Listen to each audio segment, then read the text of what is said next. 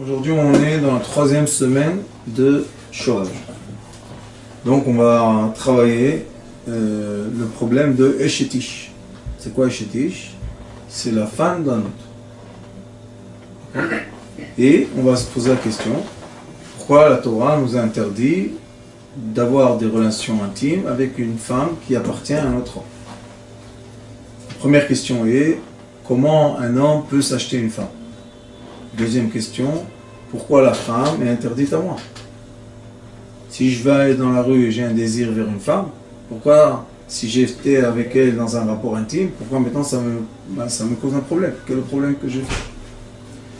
L'origine de tout ça commence à la halakha qui dit comment on s'achète une femme, comment un homme peut s'attacher à sa femme. L'origine de l'achat de la femme, c'est que les âmes ne viennent pas dans ce monde par hasard. L'homme et la femme étaient dans le Gan Eden, dans le paradis supérieur, une âme, c'était une partie. Dans le monde, ça s'appelle royaume des âmes, Echal HaNeshamot, c'est le royaume des âmes. Et après, quand Akadosh Baruch Hu vient vers l'âme, il lui dit, écoute, tu dois descendre dans ce monde pour vivre dans un corps, l'âme dit j'ai peur, je ne veux pas descendre. Et Akadosh Baruch Hu, Akadosh dit, de quoi tu as peur? Elle dit j'ai peur de fauter. Et qu'est-ce qu'il lui répond à Akadosh Baruch Hu? Je t'ai créé pour fauter. Alors tout le monde dit, qu'est-ce que ça veut dire? Tu m'as créé pour fauter? Oui. La seule raison qu'une âme rentre dans un corps, c'est parce que l'âme et le corps ensemble peuvent toucher une étincelle divine qui est où? Dans les écorces. L'étincelle divine n'est pas dans l'air. Si elle serait dans l'air, c'est fini, on a tout réparé. Donc elle est dans des écorces. Donc l'âme qui était une descend dans le supérieur Gan Eden Elyon, se divise en masculin-féminin. Descend dans le Gan Eden Tarton, masculin-féminin. Descend chez deux parents d'un côté, deux parents de l'autre. En vrai, c'est une âme, c'est une sphère. Ils se rencontrent, ils se croisent, tic. Quand ils ont croisé, se sont croisés les âmes sœurs, ils s'unissent. Avant, dans le temps, pourquoi il y a eu un mariage religieux? Parce que dans le temps, comment ça se passait? Les gens se rencontraient seulement dans les marchés. Il y avait des marchés 2 fois par semaine, les gens se rencontraient là-bas. Il n'y avait pas comme aujourd'hui. Aujourd'hui aussi, les grands canyons et tout, c'est des marchés. C'est des... Au lieu de faire les rues de magasins, ils ont fait des bâtiments de magasins. C'est la même chose. Et les gens se rencontrent. Et quand ils se rencontrent, ils ont l'occasion de faire un clic, d'avoir une... Et qu'est-ce qu'ils faisaient avant? Ils prenaient la femme. Elle lui plaisait, il le plaisait. Il la prenait, il allait à la maison, c'est fini. Elle est à lui. Mais quand elle ne voulait plus de lui, ou il voulait plus d'elle, elle repartait dans le marché. Et lui repartait dans le marché, et on circule encore une fois.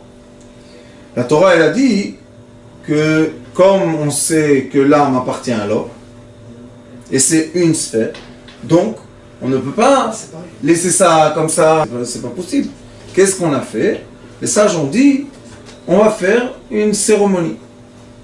C'est quoi la choupa? La choupa, c'est une cérémonie de mariage pour annoncer à tout le monde que cette femme est mariée avec cet homme. C'est pour ça que tout le monde, quand il lui dit Mekoudesh, quand il lui donne la bague, tout le monde dit Mekoudesh, elle est à lui, elle est à lui, elle est à lui. C'est ça l'origine.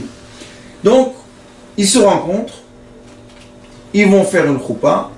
La choupa, c'est une sphère qui va les unir. D'accord? Et la question est comment ils deviennent une personne. Quand on vient dans la choupa, moi je suis une identité, ma femme est une autre identité. Beaucoup d'années, j'avais une erreur, et je disais toujours qu'on prend le contenu de l'homme, on prend le contenu de la femme, on mélange. Disons que l'homme c'est de l'eau, et la femme c'est concentré de jus de raisin. Maintenant, on mélange le jus de raisin avec l'eau, ça sort un jus de raisin, et on reverse dans les deux. Et maintenant, chacun d'eux ressent l'autre. Puisque moi, je suis seulement de l'eau, je reçus le concentré du raisin. Elle, c'est seulement du concentré, elle a reçu de l'eau. Donc, on commence à se ressentir, on devient un. Mais après, j'ai étudié plus profondément, et je sais que c'est pas comme ça. La vérité est que l'homme et la femme, chacun d'eux est une moitié. Maintenant, ils s'unissent en un choupa, ils deviennent un récipient. Et maintenant, on verse dans ce récipient une âme. C'est pour ça que c'est pas seulement qu'ils se ressentent les uns et les autres, mais ils deviennent vraiment identiques. Et c'est pour ça que les mariages, les longs mariages, quand on voit quelqu'un après 30 ans, 20 ans ensemble, il y a des identités entre eux. Ils deviennent ressemblants. Même qu'ils sont complètement différents du caractère. Mais ils ont les mêmes... toujours mes enfants, ils disent, quand on pose une question, vous répondez les mêmes paroles, les mêmes choses. Et moi et ma femme, on est deux opposés de la Terre. Mais ça crée une sphère. Donc maintenant, j'ai une sphère. Magnifique, j'ai créé une sphère, tout va bien. Qu'est-ce qui se passe dans cette sphère? En effet, il y a un flux très fermé d'énergie entre l'homme et la femme. Comment est le flux? Entre la bouche, quand on s'embrasse, c'est l'ouverture qu'on a, c'est l'ouverture de la bouche et l'ouverture d'en bas, le membre essentiel. Donc quand on est emboîté, le membre essentiel est dans la femme, c'est emboîté. La bouche du membre de l'homme est dans la bouche du membre de la femme.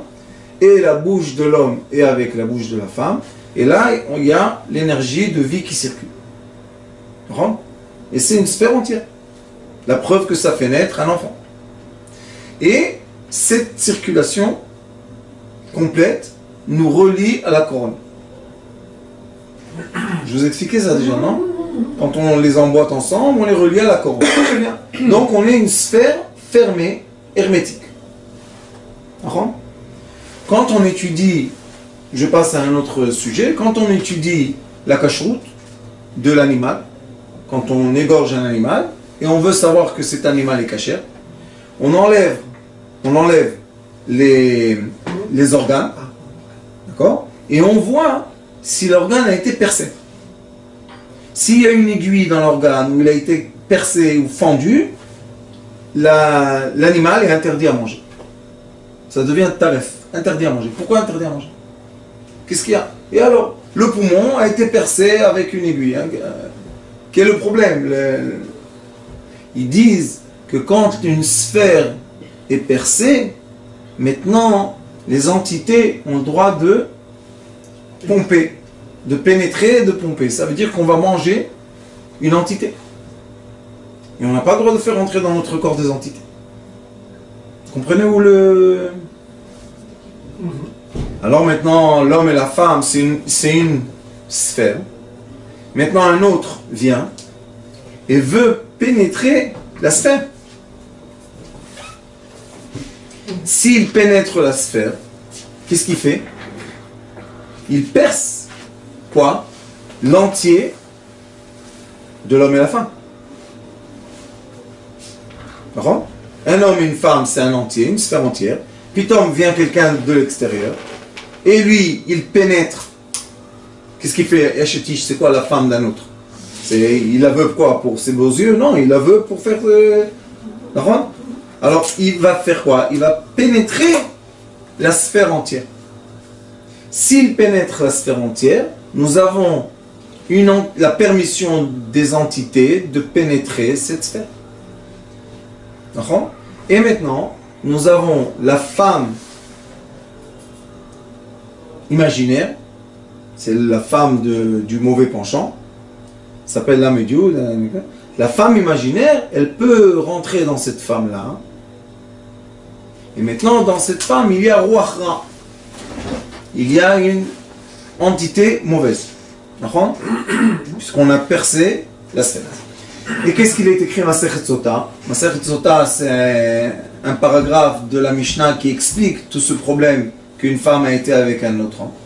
Et Masechet Sota, il dit que l'homme est venu Michnas bo Ruach Kina. Il a eu un vent, un esprit de jalousie. Mais d'où il a un esprit de jalousie? Première question. Deuxième question, c'est en hébreu, Kina, jalousie, c'est la Gimatria 156. Et 156, c'est Yosef. Et Yosef, c'est 156. Yosef, c'est quoi? C'est le membre essentiel. Yesod, non? Yosef, c'est le Yesod, c'est le membre essentiel. Donc on voit que l'esprit de jalousie vient à l'homme parce que le membre essentiel de sa femme a été atteint. Ça veut dire qu'il s'est approché de sa femme. Comme sa femme a été, leur sphère a été percée par un autre. Et quand on a percé la sphère, on a dit que l'entité est rentrée dans cette femme-là. Maintenant, lui, il a fait ce qu'il fait avec sa femme. Il a aspiré dans sa tête, quoi? Au lieu de faire l'amour avec sa femme, il fait l'amour avec une entité. L'entité, c'est le roi. C'est l'esprit. Quel esprit? Le mauvais esprit du membre essentiel. Alors, il fait que l'homme qui est avec sa femme est en train de pomper une mauvaise entité, un esprit dans sa tête, qui va lui emmener des idées qui sont complètement extérieures à leur couple. Quand ils vont avoir les idées extérieures à leur couple, la raison est qu'un autre a percé la sphère de leur couple. Donc maintenant, nous avons une sphère entière, plein d'entités. La faute du membre essentiel, comme je vous ai déjà dit la semaine dernière, c'est Parashat Shmot, la Parashat de Shmot. Et là-bas, le Hari Akadosh explique que la volonté des entités est de pomper le liquide essentiel de l'homme et le liquide essentiel de la femme. Qu'avec ce liquide-là, ils vont faire naître leur entité. Vous vous rappelez, on a dit que... Le liquide de la femme, elle vient aussi de la tête? Oui. Alors on dit que le liquide essentiel, c'est lui qui va faire naître. Isha Kitazria, tu te rappelles? Isha Kitazria. Donc la femme, quand elle va faire sortir le liquide essentiel, l'entité masculine va la prendre et elle va faire naître des enfants qui sont démons. On a un corps physique et l'âme de ce corps physique est un démon. Alors on se retrouve encore une fois, quand on fait Chas v'Shalom, on transgresse, on perce une sphère d'hommes et femmes qui était bien fermée, hermétique. Quand on l'a percé, Chas v'Shalom, maintenant, l'homme qui l'a percé, il fait l'amour avec qui? Avec une femme ou avec une entité? On a dit que quand il a percé, qu'est-ce qui est rentré? L'entité. Donc maintenant, quand il fait l'amour avec une femme ou avec une entité? Avec une entité. Il a juste un corps qui enveloppe, on a un corps de femme qui enveloppe une entité. Alors on retourne quoi? Au début, vous vous rappelez, on a dit la première faute c'était Zer la Batala. Et on a dit que Zer la Batala c'est quoi? Donner notre liquide essentiel qui s'appelle le liquide du cerveau, on la donne à l'extérieur aux entités. Après on a parlé de l'homme, homme, femme, femme. Et on a expliqué que l'homme voit l'arrière de cet homme-là, il voit une femme. Qu'est-ce qu'il voit? L'entité. Donc encore une fois, il donne le liquide à une entité. Et maintenant, on voit que la Eshetish, c'est exactement la même chose. Et donc, on a un fil conducteur qui nous explique pourquoi on a de telles interdictions dans le membre essentiel. Et pourquoi pas dans l'oreille et pourquoi pas dans le doigt. Et dans la Torah, il est écrit Asher natan ba shirvat zaron. Seulement si il a fait rentrer le liquide, alors on a un problème. Les sages nous disent éloigne-toi, touche pas, regarde pas, parle pas, évite, évite, évite. Mais tout ça c'est pour qu'on n'arrive même pas à quoi? À avoir la tentation de faire sortir le liquide essentiel. C'est parce que si on a fait sortir le liquide essentiel, les entités, ils ont pompé des âmes, et maintenant ces âmes-là, qui devaient être, que ce sont des anges, des fois c'est seulement un enfant, mais la plupart du temps ce sont des anges, et les anges-là se font encapsuler dans l'obscurité. C'est une souffrance qu'on ne peut pas comprendre. C'est comme être en otage. J'ai quelqu'un qui est venu me voir il y a quelques années. Il a été libéré de la prison thaïlandaise, je crois. Ou vietnamienne, quelque chose. Il nous a raconté ce qui se passe là-bas. Là-bas, on comprend c'est quoi un prisonnier. Il vivait avec des rats et quelque chose de affreux, affreux, affreux. Il dit les gens, là-bas, les gens, ils sont moins que des êtres humains. Ceux qui sont en prison, on les traite moins qu'un être humain. Pourquoi? Parce que tu as transgressé les lois. Alors tu es maintenant puni. Puni de quoi? Tu baisses de degré d'homme, tu vas au degré de l'animal. Et quel animal? Les souris et les rats. Il dit tu deviens comme eux. Tu te caches d'eux, tu fais la guerre avec eux, tu les manges. Pourquoi ça? Parce que on prend un être qui peut penser, qui peut parler, qui peut agir, qui peut ressentir, et on le met, on fait vivre avec des êtres qui sont comme des rats. Alors il souffre pas. Bien sûr qu'il souffre.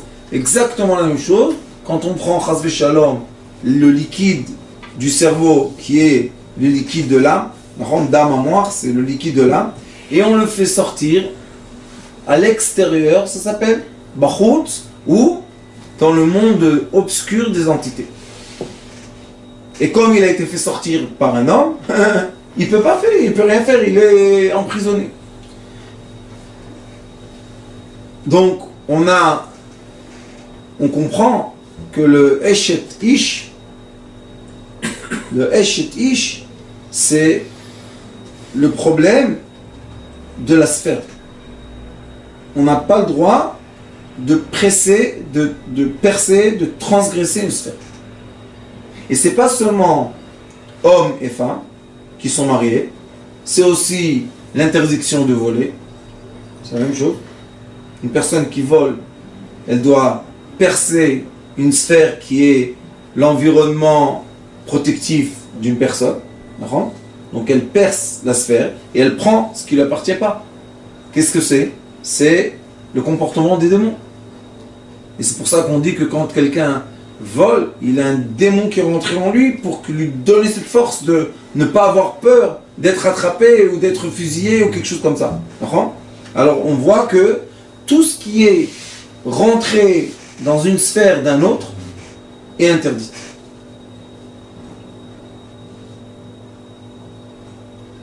Et le problème devient que l'homme, malheureusement, celui qui est oui marié, lui-même, qu'est-ce qu'il a? Sa femme a été volée. C'est pas que sa femme a été volée, puisqu'elle est là, elle est avec toi, tu peux rester marié avec elle. Non, c'est parce que maintenant, on a permis à une entité de quoi? De posséder notre femme. Maintenant, on va se poser une question qui est obligatoire. Pourquoi qu'une femme se fasse tenter ou manipuler par un autre? Qu'est-ce qui s'est passé dans ma sphère que ma femme, ou bien que moi-même, étant homme, pourquoi j'ai été tenté par une partie féminine d'une sphère fermée? C'est comme si on dit, pourquoi le coffre-fort a été... quelqu'un a pénétré. Je vais vous dire pourquoi. Le Talmud pose une question.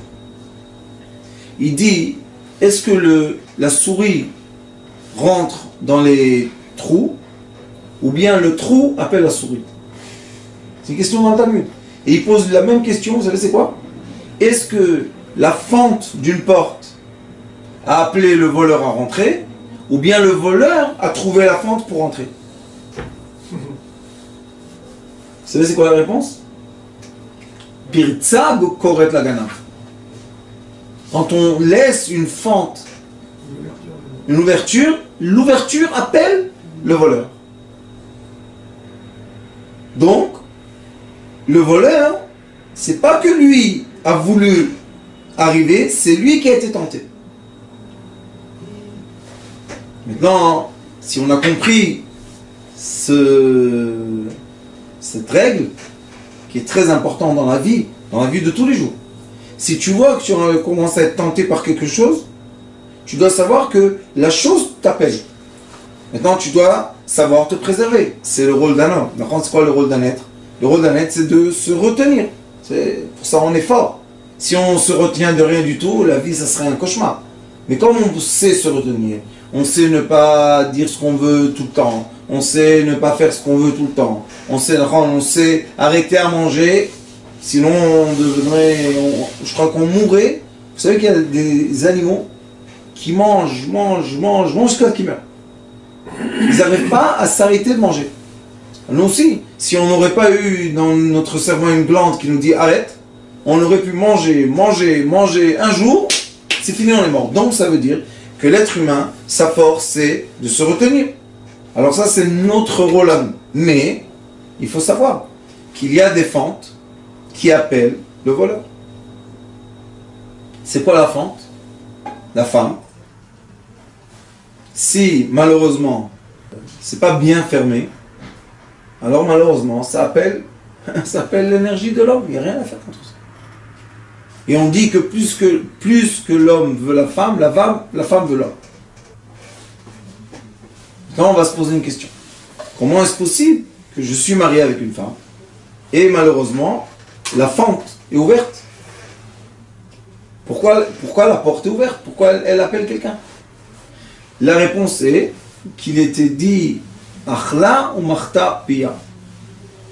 Quand on parle proprement de l'action que la femme intime, on dit elle a mangé et elle a rincé sa bouche. C'est comme ça qu'on dit Achla ou Marta Pia. Elle a mangé, elle a rincé sa bouche. C'est quoi qu'elle a mangé? Quand quelqu'un est rassasié, maintenant on mange bien, on a fait un beau repas, on est très très content, tout va bien. Et on s'assoit pour digérer un peu. Vient un ami, il nous dit viens, on va au restaurant. Qu'est-ce que tu lui dis? Ça y est, je viens de manger, comment je vais faire? Non, viens avec nous, juste tu t'assois avec nous et tout. Et il voit du manger. Il peut faire rentrer quelque chose s'il est plein. Vous savez, il y a des fois que c'est là. Il peut faire rentrer quelque chose, il ne peut rien en faire rentrer. Ça veut dire que l'homme, il a une responsabilité de nourrir sa femme, qu'elle soit comblée. Comblée tout le temps. Qu'est-ce qui comble la femme? Le liquide masculin. Les sages nous disent que le liquide masculin vit, il a une vie dans le corps d'une femme, vous savez combien de temps? 3 jours. 3 jours. 72 heures, c'est combien 72? Chesed. C'est pour ça qu'on dit qu'il fait la miséricorde. Chesed, c'est 72 heures. 72 heures, le liquide masculin vit dans le corps d'une femme. Très bien. Donc s'il vit dans son corps 3 jours, si le 4e jour je ne suis pas allé être avec elle, qu'est-ce qui se passe? Elle a faim. Maintenant elle va se retenir, il n'y a pas de problème. Elle se retient. Mais à un moment, combien de temps on peut ne pas manger? 1 semaine, 2 semaines, combien on peut ne pas manger? Donc à un moment, elle a vraiment faim. Et lui, il ignore. Qu'est-ce qui va se passer? La porte va s'ouvrir toute seule. Donc nous, les hommes, on a un rôle essentiel de combler nos femmes, qu'elles ne soient jamais faim. Il y a un moment dans la vie, au début c'est plus courant d'être ensemble, et après, ça va plus doucement. 1 fois par semaine, 1 fois tous les 15 jours. Ça va à un rythme plus lent. Pourquoi? Parce que la femme, même quand elle reçoit son homme en entier, avec l'amour, avec l'amitié, tout ça, ça y est, elle est bien rassasiée. Et c'est pour ça que d'après la Kabbalah, l'homme doit aller vers sa femme seulement quand la femme l'appelle. Et non pas quand l'homme il veut. Ça, c'est une histoire de Kabbalah. Oui, je sais. Et il y a un jour qu'on comprend que si je vais tout le temps vers elle, et elle ne veut pas, j'ai mal à la tête, j'ai mal au pied, j'ai mal à l'oreille, j'ai mal au rien, et elle ne veut pas, ça commence à être désagréable. D'accord? C'est, je pense, une des choses qui est le plus vexante au monde, c'est de vouloir sa femme et elle te dit je veux pas. Ou je peux pas, ou évite-moi, ou m'approche pas. Pourquoi c'est vexant? Où tu veux que j'aille? D'accord? Si c'est pas toi, ça va être qui? Mais ça, c'est une relation homme-femme d'un certain degré. Bien, après, on est bien mariés, beaucoup d'années, ça y est, on se comprend, on sait faire les signes, on sait exactement ce qui se passe. Alors là, ça va, on peut 1 fois par semaine, 1 fois, même des fois 2 fois par mois, ça suffit. Il y a des couples comme ça leur suffit. Pourquoi? Ils sont rassasiés, ils sont contents, ils font ça bien, quelques heures, tout va bien. Donc, la femme, si elle a faim, elle ouvre les portes. Et la Kabbalah dit qu'en bas, ça s'appelle dlatot. Pourquoi dlatot? Dad, en hébreu, c'est la poitrine. Dad. Et dad, c'est 2 fois dalet. Et la porte dalet, c'est dalet. Dalet, en hébreu, dalet, c'est porte. Alors on voit que dans la poitrine, il y a 2 poitrines, donc il y a en bas 2 portes. À droite, à gauche. Donc elle, si elle n'est pas contente, les portes s'ouvrent toutes seules. Et qu'est-ce qu'elles font? Elles attirent l'homme. Et la Mishnah nous dit que si un homme, exprès pour torturer sa femme, il la laisse 2 Shabbats sans être avec elle, il est écrit qu'elle peut aller au Beth Din, au tribunal, dire « Mon mari, pour me torturer, il n'est pas avec moi, ça fait déjà 2 Shabbats de suite. 1, il est obligé de donner un Ktuba. 2, il est obligé de donner un get. » Pourquoi on l'oblige? Parce qu'on lui dit « Tu tortures cette femme. » Si toi tu ne serais pas là, il y aurait un autre qui pourrait être là, un mari. Donc pourquoi tu la tortures? Et c'est quoi la torture? La torture, c'est affamer quelqu'un. On n'a pas le droit d'affamer la femme. Donc l'homme marié a une grande responsabilité vis-à-vis de sa femme, de la combler tout le temps. On peut la combler aussi d'une autre façon. Sachez que la femme, il est écrit dans la Ktuba 2 choses. Ksuta ou Onata. On a une fois l'acte intime et une fois on a Ksuta. Ksuta, l'habit de la femme, c'est quand elle s'achète un habit, on lui achète un bijou. On doit toujours la combler, on doit toujours ressentir qu'on lui donne, qu'on la remplit, on lui achète des fleurs. Des fois la femme est interdite, qu'est-ce qu'on fait? On va la laisser comme ça? Non, on en met un petit chocolat. Il faut toujours quelle est son intention vers nous. Dès que Chas Shalom, elle a eu un relâchement d'attention, ça veut dire qu'elle a réussi à se faire magnétiser pour tourner sa tête vers un autre, ça veut dire que nous, on n'a pas fait le travail comme il faut. Je sais qu'il y a des gens qui vont dire que c'est des fois impossible de combler leur femme. Moi je dis, ils sont fainéants. Si tu voudrais une autre, tu sais la combler? Oui, alors pourquoi pas avec ta femme? Investis tout ce que tu as chez elle. Pourquoi tu investis là-bas? Non, elle, j'arrive pas. Mais elle, j'arrive. Non. Elle, tu veux plus. Et elle, tu veux plus. C'est tout. Maintenant, la femme, la pauvre, il est écrit que la femme, d'Atan Kala, elle est facile à manipuler ou à tenter. La femme, elle est plus facile que l'homme. Donc, maintenant, elle est très fragile. Si elle est fragile, si quelqu'un a réussi à percer ce couple, que Dieu nous en préserve. Et vous savez que beaucoup, j'ai entendu beaucoup d'histoires malheureusement de choses comme ça. Beaucoup de fois, c'est l'ami intime de l'homme. Beaucoup de fois, c'est quelqu'un de la famille très très proche. C'est très très rare que ce soit quelqu'un de très loin. Que par hasard, elle a rencontré beaucoup de fois au travail, les patrons, les avocats. Donc, elles, les femmes même, elles ont aussi une responsabilité. C'est pour ça que je dis que le tikkun de Yesod, c'est pas seulement l'homme, c'est aussi la femme, puisque la preuve que la femme qui a fait cette erreur, elle aussi, elle doit faire tchouva sur cette erreur. C'est pas facile qu'on la laisse comme ça. D'accord? Donc, qu'est-ce qu'on doit faire pour éviter ce problème? 2 choses. La première, c'est que la femme doit être très à l'aise avec son mari pour pouvoir lui faire le signe qu'elle a besoin de lui. D'accord? Si elle n'est pas à l'aise avec lui, elle a honte de lui, elle est gênée de lui, et elle ne lui fait pas le signe à temps, malheureusement, elle va marcher dans la rue sans vouloir. C'est pas que maintenant elle est en train de mettre un panneau, venez, venez. C'est sans vouloir, physiquement, ou bien on va dire chimiquement, biochimiquement, il y a des hormones qui disent, viens. C'est comme j'ai dit que la fente appelle le voleur. Première chose. La deuxième chose est que la femme doit être à l'écoute de son corps. Tu peux pas dire non, ça va, ça fait rien, moi ça fait rien, moi ça fait rien. Comment toi ça fait rien? Et à la fin on tombe dans une histoire comme ça. Au lieu de tomber avec un autre, sois avec ton mari. Ça fait rien, il est fatigué, ça fait rien, il est occupé, ça fait rien, il est dans les affaires, ça fait rien, je suis... Troisième chose, l'homme doit être attentif à sa femme tout le temps. Moi je dis toujours, la matzah, c'est la galette.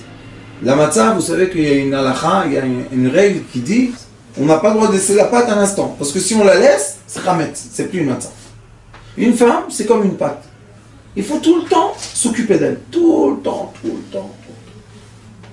Elles ont besoin tout le temps qu'on leur donne de l'attention, tout le temps qu'on fasse attention à elles, tout le temps qu'on donne un compliment. Bon, ça y est, je t'ai dit que tu es belle la première fois, la deuxième fois, ça y est, tu es restée belle. J'ai pas changé. Tu n'as pas vu que j'ai maigri un peu? Pourquoi elle doit venir vers lui? Non, lui, il doit venir vers elle. Ça, c'est l'attention. Deuxième chose très importante. Jamais laisser le porte-monnaie d'une femme sans argent. Jamais. Tu te débrouilles, tu fais ce que tu veux, mais jamais laisser le porte-monnaie sans argent.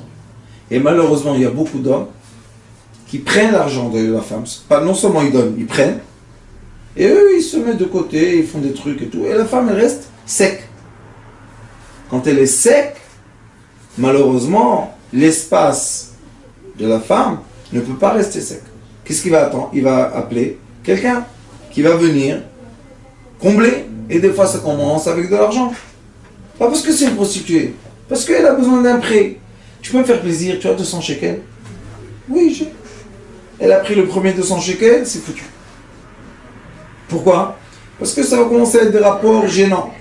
Elle n'a pas à rendre, lui il fait un coup d'œil, elle ne sait pas comment se comporter, elle se dit, bon, c'est quoi la matière la moins chère à vendre? C'est mon corps.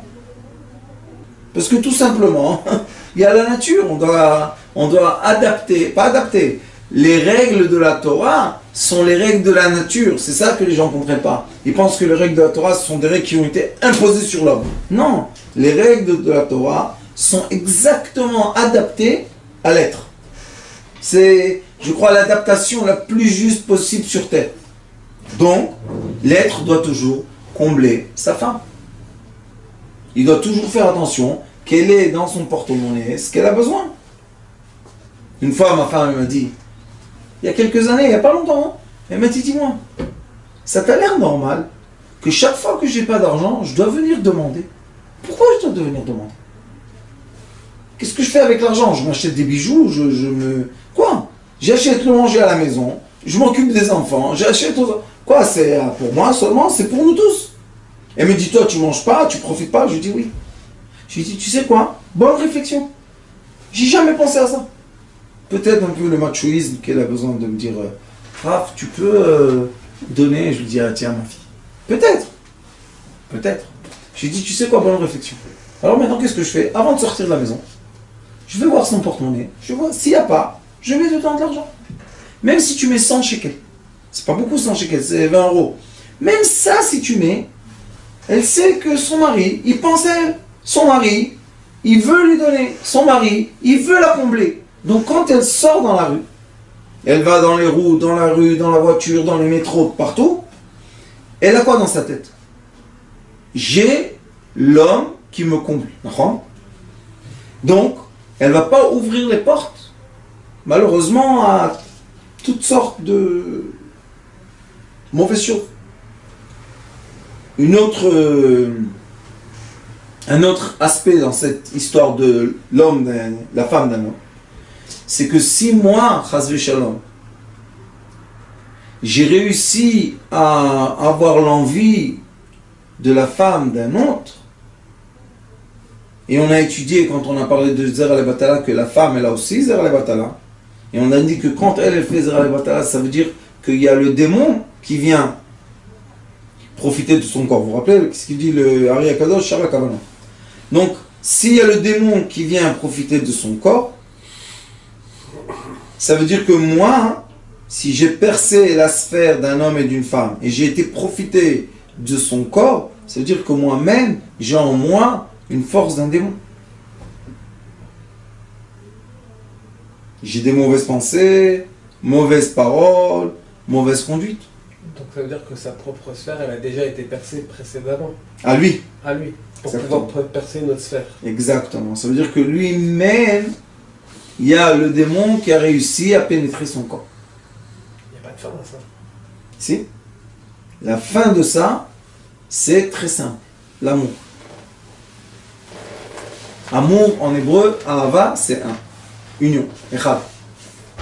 Quand on est un, on redevient sur terre ce qu'on était, vous vous rappelez le début du cours, on redevient sur terre l'âme qui était dans le royaume des âmes. C'est fini, on est une sphère. Ni l'homme est pénétré, ni la femme est pénétrée. On se protège les uns les autres.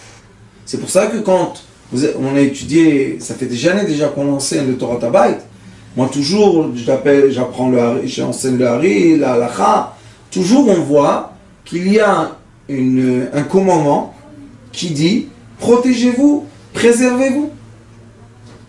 Comment on peut se protéger, se préserver? Il y a une seule façon, c'est d'avoir le plaisir ensemble. Ça veut dire qu'on n'est pas là pour un besoin, on est là pour un plaisir. On n'est pas là pour un désir, on est là pour un plaisir. Quelle est la différence entre un désir et un plaisir? Le cheminement de l'action. Si j'ai eu le désir, c'est bien, ça m'a réveillé, ça m'a stimulé à aller vers ma femme, c'est très très bien. Mais maintenant, quand j'étais avec elle, qu'est-ce que je fais? Est-ce que je transforme notre action en plaisir? Et ça, c'est quand on se comporte tout doucement, ça, on étudie, on va continuer après le chevalier. Ou bien, je transforme ça en quoi? Mon propre plaisir.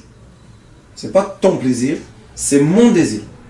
Maintenant, quand c'est mon désir, la femme, ça devient, excusez-moi de vous dire, mais rien du tout. Ça devient un clé, un récipient à faire ce besoin.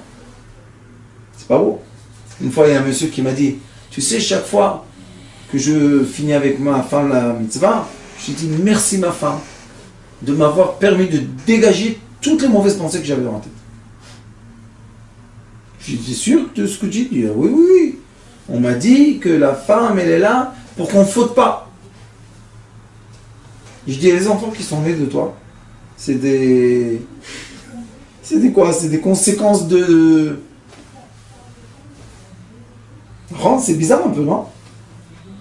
Après que je lui ai expliqué, il m'a dit, ouais, t'as raison.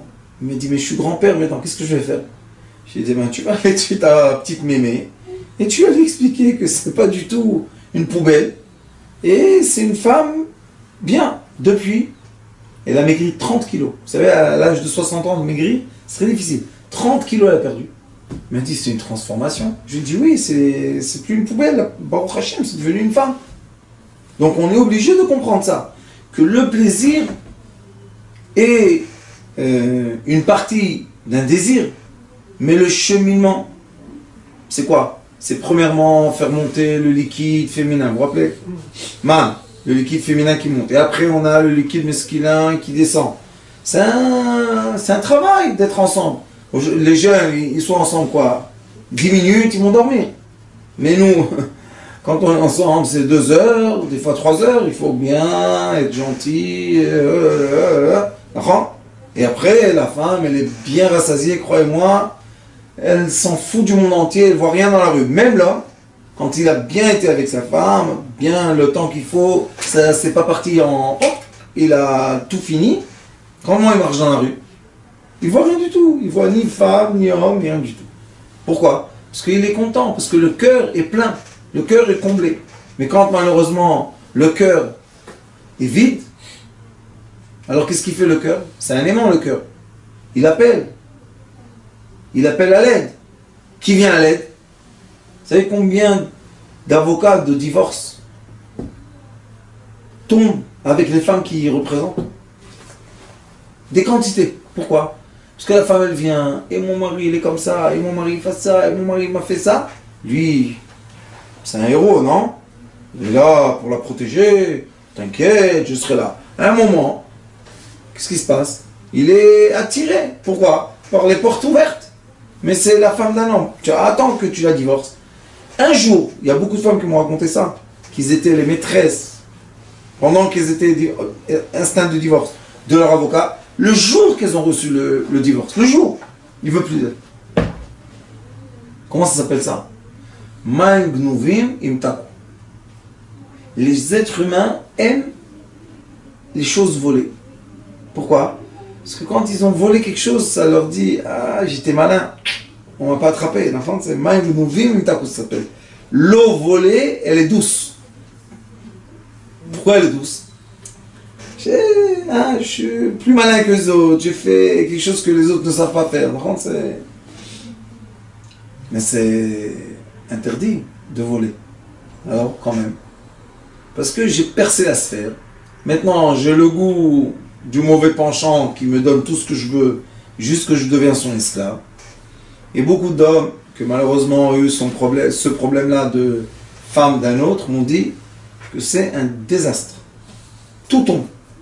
Le travail, tout tombe. Il perd l'argent, il perd tout.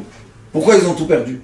Parce que comme toi, tu as percé une sphère, et maintenant la sphère a été entière d'entités, maintenant les entités ils vont vers toi, et qu'est-ce qu'ils font? Ils aspirent tout à bracha. Comme on a dit qu'une personne, pendant les Shovavim, ils ont fait naître des entités. Les entités, c'est elles qui prennent toute l'abondance qui vient. C'est pour ça qu'à la fin de Shovavim, quand on va sortir d'Égypte, Baruch Hashem, comment on est sorti d'Égypte? Avec de l'or, de l'argent, on est sorti avec la richesse. Ça veut dire que la personne qui répare, qui reconstruit le membre essentiel et qui se sépare de toutes ces entités-là, qu'ils n'arrivent pas de pomper tout ce qu'il y a autour d'eux, cette personne-là, Baruch Hashem, elle a la bracha. Quand elle ouvre les mains, elle a la bracha. Elle a l'abondance, la bracha, l'abondance. Alors ceux qui veulent l'abondance, ils doivent savoir, quand je suis tenté ou attiré par une femme mariée, je préfère rentrer dans le feu que de rentrer dans cette sphère. Et la réparation de ça est quoi? Occupe-toi de ta sphère. Occupe-toi de ce que tu as chez toi à la maison, parce que ce que tu as fait à ton prochain, que Dieu t'en préserve, qu'on te fasse à toi aussi. Hein, c'est pas agréable. Et je parle de femmes séparées, et de femmes en instinct de divorce, tout. Tant qu'elle est mekudeshet, c'est interdit. Après, il n'y a pas de problème. C'est une femme libre. On a le droit d'être ensemble. Baruch Adonai Leolam. Amen. Amen.